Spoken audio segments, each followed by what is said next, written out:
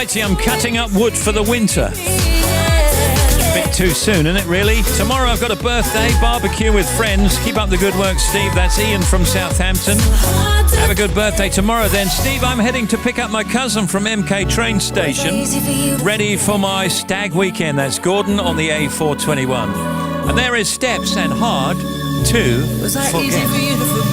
Oh, yeah.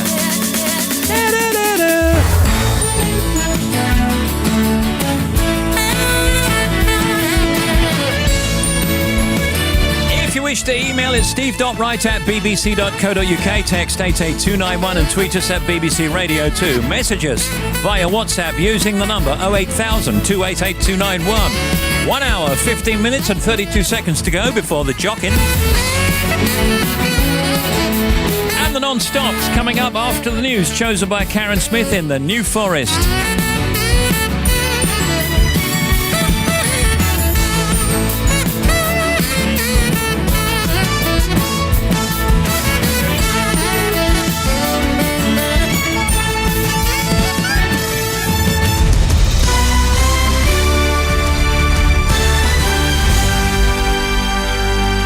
BBC News at 3 o'clock. This is Catherine Cracknell.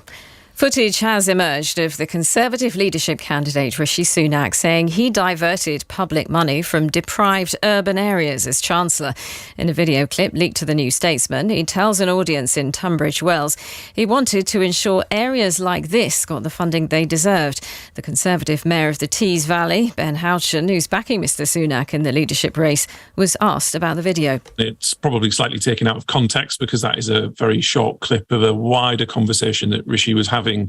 What he said before and afterwards, I suspect it would be reported very differently because it is an issue of fairness, right? What he was actually getting across is that why is it that poor urban areas receive significantly higher funding than poor rural or town areas?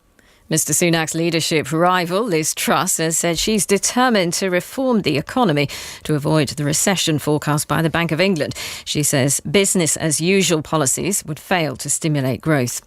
A 15-year-old boy who stabbed another teenager to death during a gang attack in Tyne and Wear has been sentenced to a minimum of 17 years detention. Jack Woodley, who was 18, was attacked by 10 youths in Houghton-le-Spring in October last year. All were convicted of murder. The family of Archie Battersby have submitted an application to the Court of Appeal for permission to challenge a High Court ruling that he can't be moved to a hospice. Life support treatment for the 12-year-old, who doctors say is brainstem dead, is due to be withdrawn. Our correspondent Helena Wilkinson is following the case. In terms of what happens next, that could be refused on paper or that could lead to a hearing which, given the urgency of this case, that could take place potentially here at the court this afternoon. So we will wait and see what happens with that application. The United States has summoned China's ambassador to the White House to protest against what officials have described as Beijing's provocative actions. China's announced it's suspending cooperation with the US on defence and climate talks in retaliation for the recent visit to Taiwan by the senior Democrat Nancy Pelosi. A former BBC local radio presenter has been found guilty of 4 stalking charges against other broadcasters, including Jeremy Vine. Alex Belfield, who's 42 and from Nottingham, was cleared of 4 other offences.